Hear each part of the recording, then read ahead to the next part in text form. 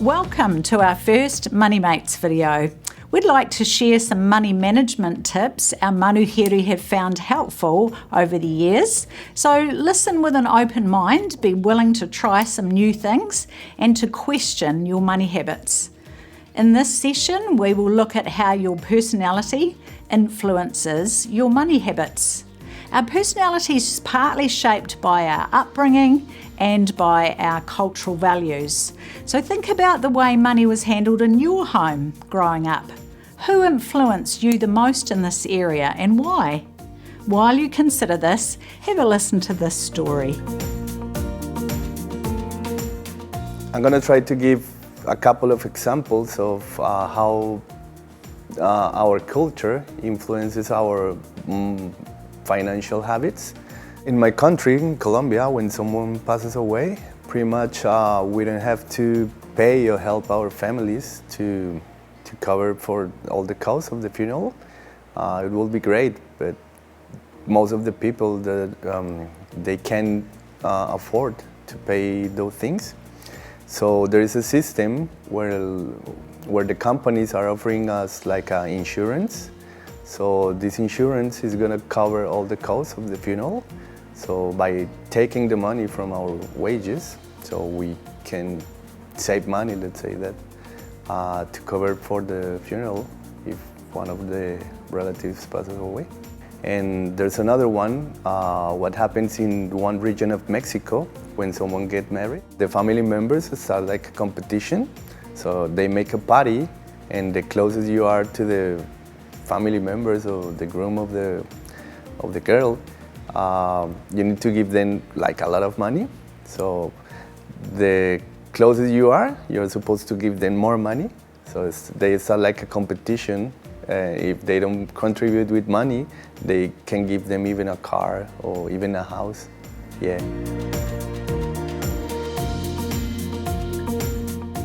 Can you see how difficult it is to manage other people's expectations as well as our own needs? We probably all know what it feels like to be in situations when we feel pressured to spend money we don't have. Now, everyone's different, there's no right or wrong, but what is important is that you get to know yourself well so that you can make decisions that align with your values and your budget. We're all good at some things, but sometimes our positive traits can have negative impacts on our finances. For example, it's awesome to be generous, but if that leaves you in debt, you'll need to think about how you express your strengths differently. For example, you could be generous with time and encouragement instead of with money. Or you could use your skills like mowing lawns, cooking a meal, helping with jobs or looking after kids to help out a whānau member or friend. This will show them that you care without it breaking the bank. It can be really hard to say no, but it's okay to be honest and say you can't afford some things. Who knows, others might be relieved to find out that they are not alone. At this point, I'd like you to pause the video and take some time to do the Money Personality Quiz. This quiz helps you get to know yourself better by highlighting your strengths and blind spots. And that will help you be prepared so that you don't regret any of your financial decisions.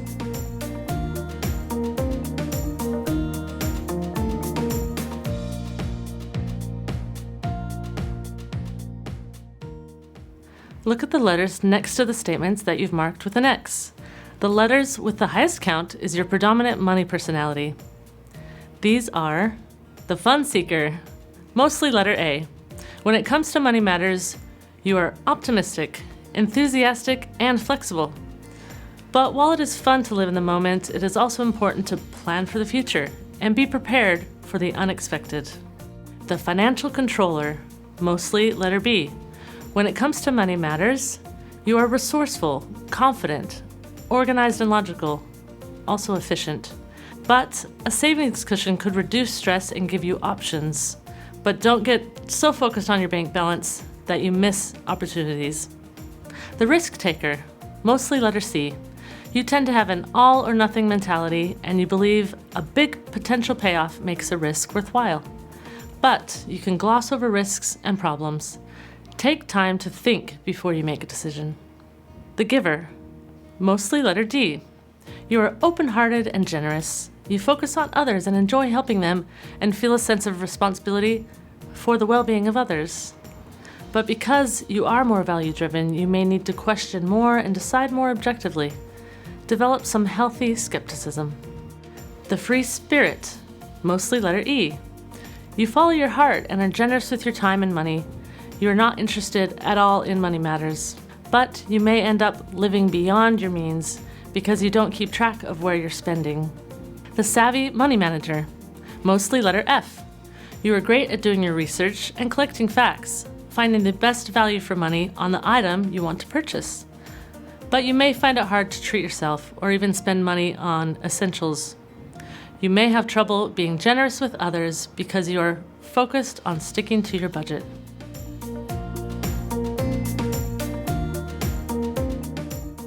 Our personality is also evident in our habits. That's when we get so used to doing things in a certain way, it almost becomes involuntary. However, once we become aware of our unhealthy habits, we do have the power to change them. Think about which of your own unhealthy money habits you would like to change. What would the effects of these habits look like, say, 5 to 10 years from now? For example, paying off your credit card in full each month is one of the things you can do to improve your credit rating. Sometimes property managers and employers also check your credit rating before entering a contract with you. Another example is, if you consistently spend more than you earn, you will not be able to save and you will accumulate debt. That means, with interest added, you will pay more in the long run for your purchases. The burden of debt can also affect your relationships and your physical and mental well-being. You can see that looking ahead and imagining the long-term effects of our money habits highlights the things we do well and helps us identify other areas we want to change. Habits go through 3 stages. First, there is a cue, sort of a trigger that starts the habit off. This could be a time of day, an event, or an emotion. Then there's the routine itself, the action we take after the cue. And then the last step is the reward we get, which reinforces the habit. The cycle continues because we crave the reward at the end. It might seem hard to change a habit, but it's possible to make adjustments or replace it with other routines. So the key is to determine what we're really craving and find new ways to give us the same rewards. As we finish this video, take some time to write down a habit you want to change or a new habit you want to start. Then think about what you need to change or start doing, considering the 3 stages that form a habit. I encourage you to stick with the changes you want to make. Some days might be better than others, but just start again and it will get easier, especially once your new habits start paying off, pun intended.